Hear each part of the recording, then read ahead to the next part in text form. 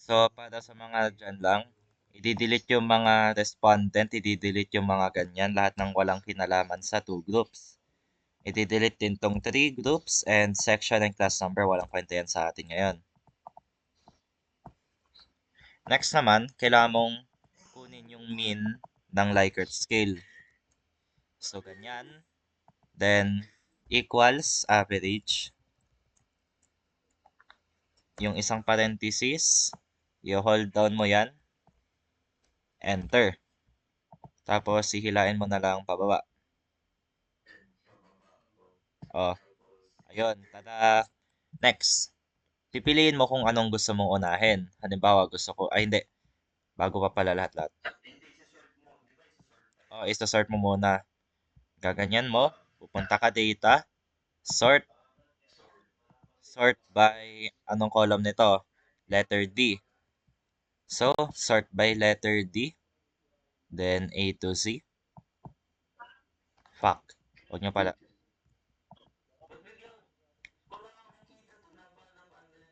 Okay. Isa pa. So, ito. Huwag nyo tong isama. Huwag nyo tong isama sa hina-highlight nyo. So, ito. I-highlight nyo lahat. Oo. Yung nasa taas, huwag isasama. Kasi, problemado tayo dyan. Then, pipindutin mo dito. Sort. Pipindutin mong column D, tapos A to Z. Then, press OK. Wala kang nakikita sa ano ko? Sige ba? Wait lang.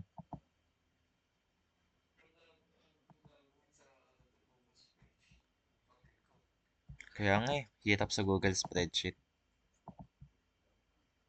O, ito. Oh, next naman ay, yan, maayos na. Kung gusto mo, pwede mo pang ilipat-lipat dito yung mga ano, kung ano-ano. Halimbawa, yung GIWA mo, papalitan mo ng pangalan. Para mas malinis, tapos ilalagay mo rin dito. Basta yung importante, wala kang maiibang values and such. Actually, multi ako. May nakita pa akong numbers. Diyan. Next, pipiliin mo kung ano yung una mong gustong gagawin. Gusto ko munang gawin yung jiwa. Kaya jiwa, dito banda. Then, female, tapos male. Madali lang to kung ano yung jiwa mo. O, titest to. O, i-hold down mo hanggang nasa male ka na. Control C, Control V. Then, ito male. Babalik ka doon. Sisimula ka sa male, syempre. Control C, Control V. Very important para mamaya. Kailangan mong gawin equals var.s parenthesis para makuha yung variance. Pipindutin mo to. Kukunin mo lahat. Boom, variance. Isa pa. Equals var.s. Ganito. Lahat nito. Boom, variance. Ay, tarantado to eh. May naglagay ng kagaguhan dun. Isa pa. O, ayan. Boom, variance. So, kinuha natin yung variance para malaman natin which variable is gonna be used in the F-test. Kaya, sisimulan na tayo. Data analysis, pupunta tayo F-test to sample and pipiliin natin yung variable range and such. Okay. Yung variable 1 natin, kung ano yung higher variance. Ano yung higher variance dito? Di ba male? Kasi 11 is greater than 9. So, isama yung label, bababa. Then, next naman, variable 2, kasama label, diretso baba. Then, pindutin labels kung hindi pa naka-open. Alpha, wag nang palitan. output range kahit saan mong gusto pero mas maganda sa malapit. Bang! Ayun, ito yung result of F-test natin.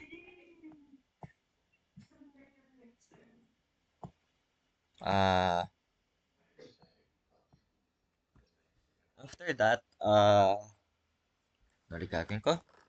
After that, we should do our results, which is since P value is greater than 0.05, fail to reject null hypothesis. Parang ganun lang. So, since fail to reject null hypothesis, that means equal variances. Kung equal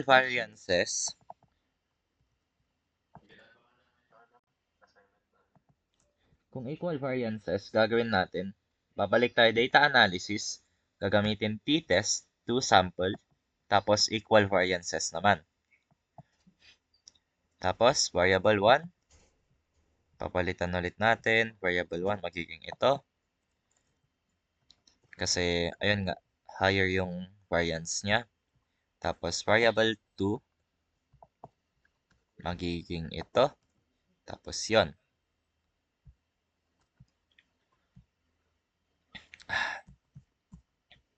Tapos, output range, pindutin nyo kung saan nyo gusto. Kaya, yan. So, okay. And then, tada! Pag i-check ulit yung p-test.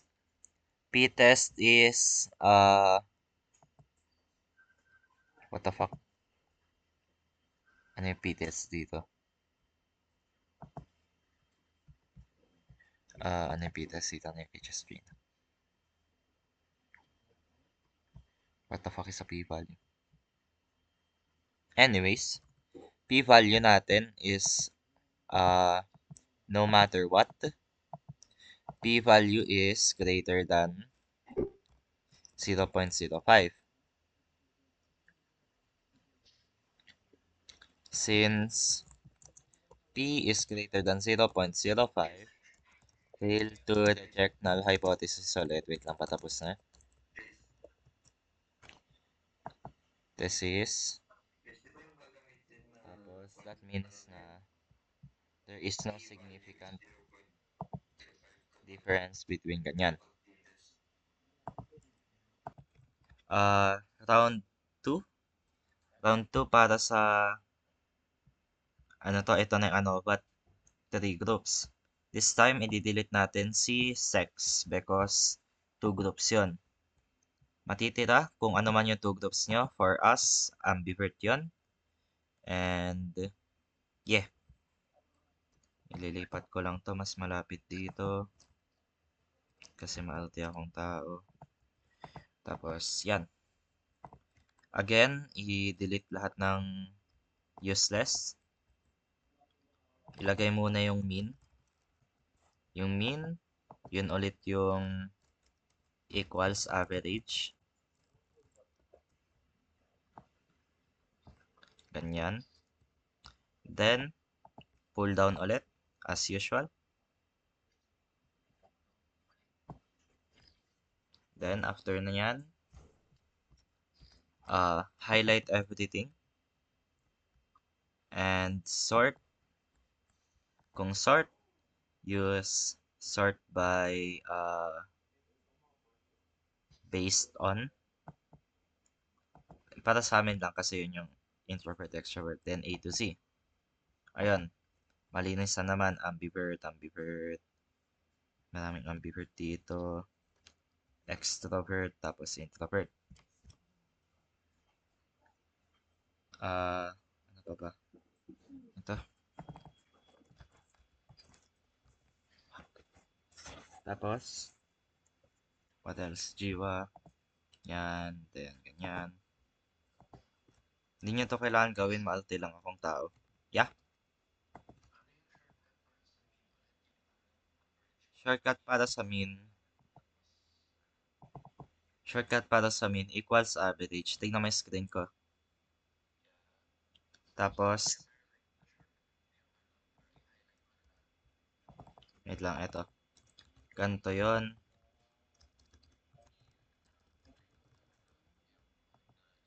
Equal average. Wait lang, ulitin ko lang. Tapos, kung naka-Excel ka man, basta alam ko lahat meron ganito. Hihilain mo lang. Nakikita mo yung corner doon, hihilain mo lang pababa. Okay. Next. Okay. So, let's put, sabihin natin na levels of group dynamics ulit. Ito, ambivert. Ay, Stephen, may gagong naglagay ng M19 dyan, kaya dun sa Jiwa. Hanapin mo yan tapos palitan mo ng 87. Tarantado kasi.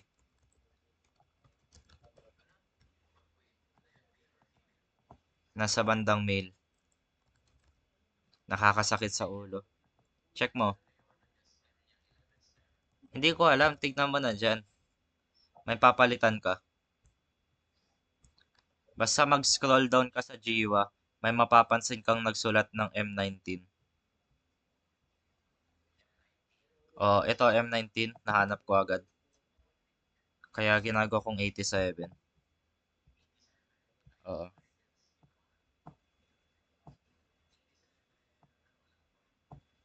Para sa akin. Yeah. 87 na lang. Puro naman 80. Okay na yun. Next. 87 lang. Oo. Next. Levels of group dynamic, ambivert, introvert, etc. etc. Levels of group dynamic, that means na mean. Mahaba-habang paghila to. Ambivert. Paste mo. What the fuck? Ay, since ano to, since value to, kailangan yung gawin. Kapag i-copy and paste nyo, right click, paste special, tapos values. Ganon. Okay? Values. Paste as values. Ganon gagawin. Hindi lahat ng min, lahat ng um, min ng ambivert. If, yeah. Right click ulit. I-sort mo lang ulit. I-right click, paste special, values. Organize, ipapaganto mo to, then pipindutin mo filter. Ay, hindi, sort, pindutin mo sort. Huwag mo pindutin filter, pindutin mo sort. Shit, extrovert pa yun.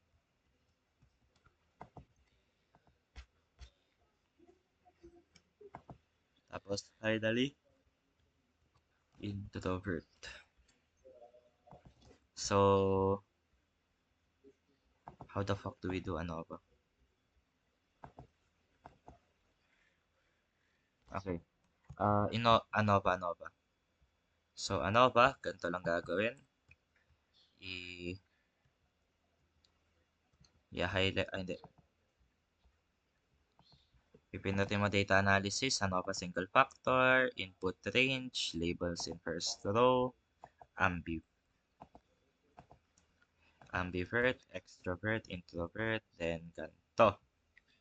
Output range. Output range is, lalagay ko dito. Okay. Then, tada! Tapos, yun na. Yun na yata. Wait lang, check ko lang. Okay, so tuloy nito. Since p-value is greater than, hindi.